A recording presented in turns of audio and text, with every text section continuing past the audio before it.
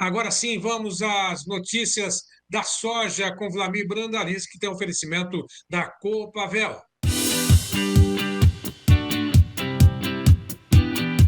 Notícias da soja com Vlamir Brandalize. Apoio Copavel, um show de cooperativa.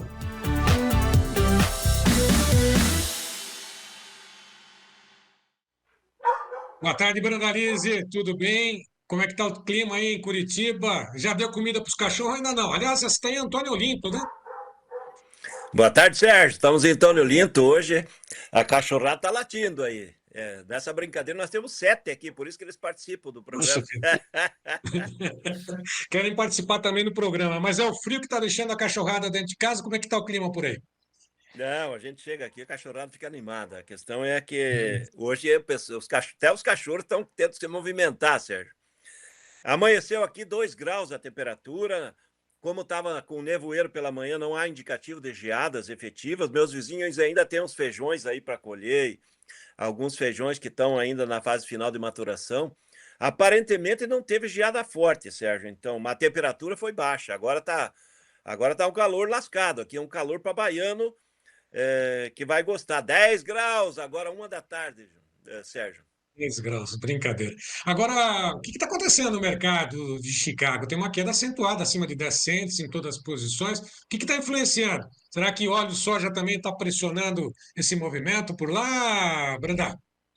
Olha, Sérgio, na realidade os subprodutos da soja não estão ajudando, né? E a soja está caindo porque a safra americana avança rapidamente, o plantio dentro da janela ideal, o clima melhorou nos Estados Unidos e as notícias da economia, da política americana acabam sendo negativas. Isso está derrubando o petróleo, né? O petróleo, como é o timoneiro aí das commodities.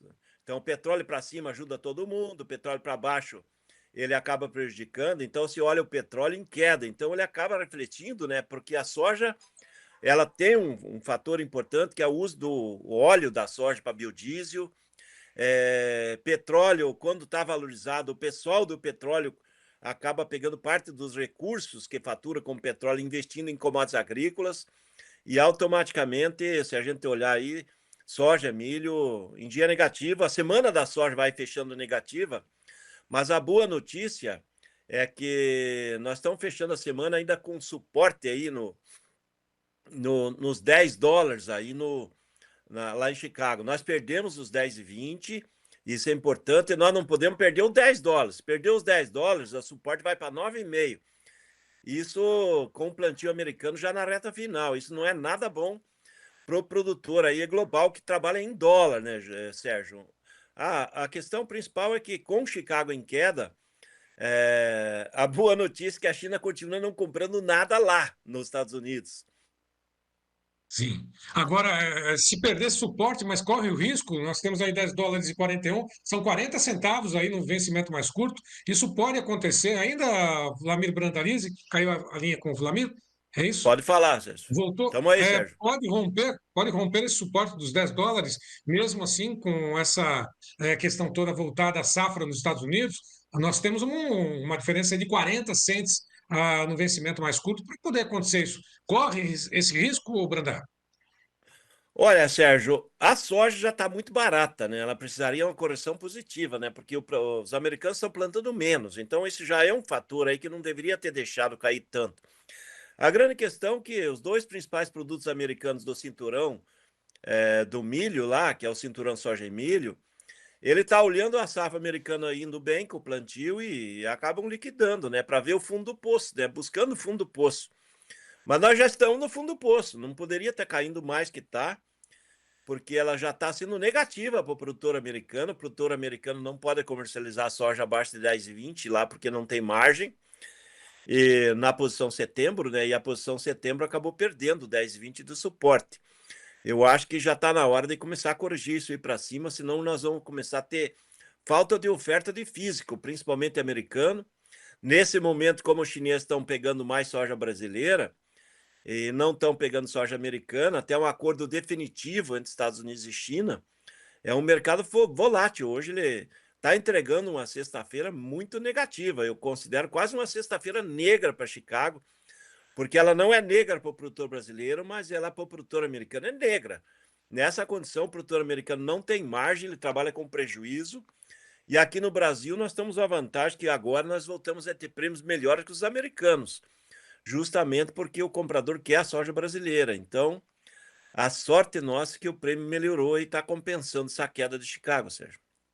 Antes de falar do prêmio, como é que está essa questão do dólar influenciando os negócios aqui? 5,97, está em alta, né? Lógico que o mercado aí serve como termômetro muito grande em relação à política, à economia aqui no Brasil. E a influência do dólar aí com relação ao mercado e, lógico, depois a questão da negociação com os prêmios, o Brandalize, como é que está influenciando? Olha, Sérgio, o Gleidson consegue colocar o dólar ali na tela ali para o pessoal ver como é que está nesse momento? Ó, 5,71, alta de 1%. Então, esse aqui, dólar em alta, ele também é um fator negativo para Chicago. Então, uma parte das perdas de Chicago está ligada a esse dólar aí, né? Negativo, né? Então, isso é o fator aí que está pressionando também. Então, não temos notícias positivas em Chicago. O que está aparecendo são notícias negativas, mas aqui para o produtor brasileiro não mudou nada. Então, nós estamos aí com os balcões aí estáveis, sem novidade.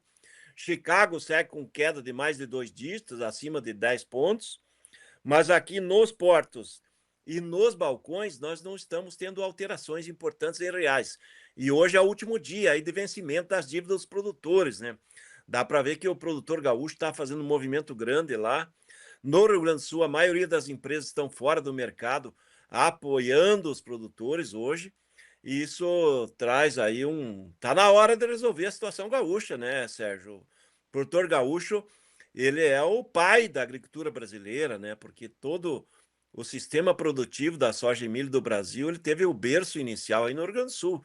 Então, nós temos que apoiar o produtor gaúcho para ele se recompor aí e nas próximas safras ele voltar a ser o grande produtor gaúcho que sempre foi, né?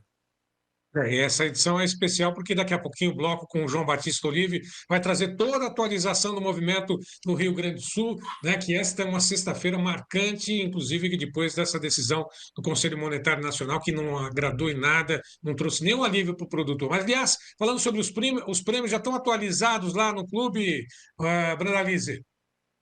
Os prêmios já estão no clube, Sérgio, e voltamos a ter prêmios acima de 100 pontos aí, principalmente da posição agosto. Então, quem quiser saber os prêmios do momento ali, tá lá no clube, já temos prêmios novamente no agosto acima de 100 pontos do comprador.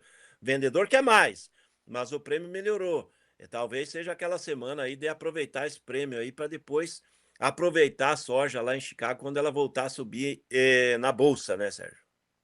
Bom, negócios do balcão, negócios registrados, algumas dificuldades em relação à exportação, lógico, com o aumento pelos portos do Sul nesse momento, ou ainda não?